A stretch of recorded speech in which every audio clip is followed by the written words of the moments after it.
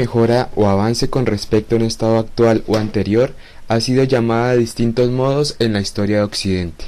ya sea en términos de civilización, progreso, desarrollo o acceso a la modernidad.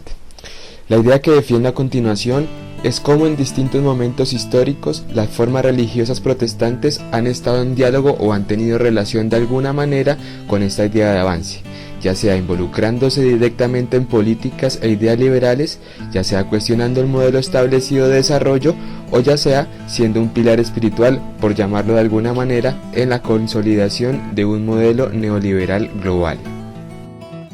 Los años de la República, al ser una religión de una minoría extranjera y defendida por una élite política como el liberalismo, el protestantismo en Colombia, que llegó en el periodo de 1825 hasta las primeras décadas del siglo XX, no puede ser caracterizado como un motor de cambio social hacia un capitalismo moderno por sí solo, como Max Weber lo demostró en el caso de las sociedades europeas. Aún así, el proyecto educativo que defendió el protestantismo y promulgó traía consigo los valores de una sociedad moderna, secular, alejada del raigambre católico y colonial, educación que, en otras palabras, introducía a los sujetos a valores de un mundo moderno capitalista industrial. Al compartir esos ideales de educación, de modernidad, de un anticatolicismo o un estado secular y de progreso, pero sobre todo por las libertades individuales y por ende la libertad religiosa y de cultos, el liberalismo pudo acoger a los grupos protestantes bajo su fuerza política, siendo ya conocida y estudiada la naturaleza de esta alianza, así como también el acercamiento con los grupos masones. A principios del siglo XX es evidente también el acercamiento del protestantismo con problemas propios de la época referentes al acceso a la modernidad y al desarrollo,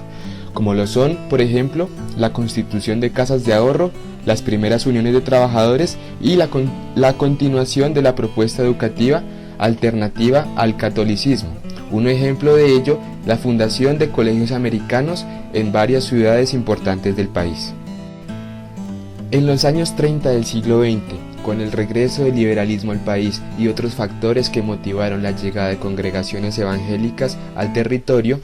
se puede hablar de una consolidación del protestantismo en Colombia. La presencia de estas comunidades evangélicas en algunas zonas del país donde se dio un desarrollo agrícola considerable puede analizarse desde el punto de vista de la valoración positiva al trabajo y la acumulación que doctrinalmente diferencia al protestantismo y sobre todo la creencia entre la población que el protestantismo era la religión de los países más desarrollados de la época como Estados Unidos o Inglaterra.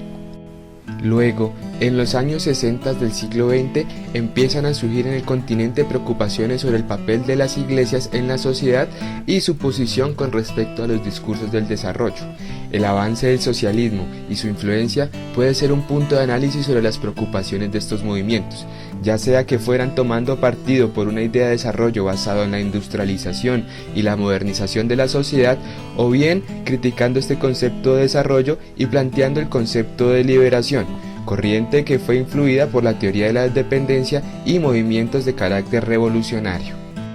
La implantación del neoliberalismo en América Latina y su relación con el surgimiento y crecimiento de los llamados pentecostalismos puede ser interpretado de varias maneras.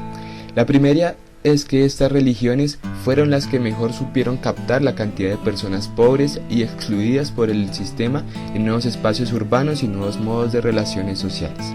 Si bien estas tesis aportan elementos importantes para el análisis, también deben ser tenidas en cuenta otras características u otros factores. Por ejemplo, el papel de los medios de comunicación y la globalización dentro de estas iglesias han hecho que se genere mayor cercanía con los creyentes y por ende mayor aceptación. Por ejemplo, con el uso de herramientas como emisoras, páginas web y programas de televisión, estas iglesias han llegado a masas importantes, cosas que no se ha logrado en otras religiones. También se debe integrar a este análisis las ideas de la teología de la prosperidad y la superfe. Estos dos fenómenos son claves a la hora de explicar el crecimiento religioso de los pentecostalismos, pues los creyentes pasan a ver su cotidianidad como un terreno donde se presenta una siembra espiritual y donde las acciones positivas se traducen en bendiciones de cualquier índole y por supuesto económica.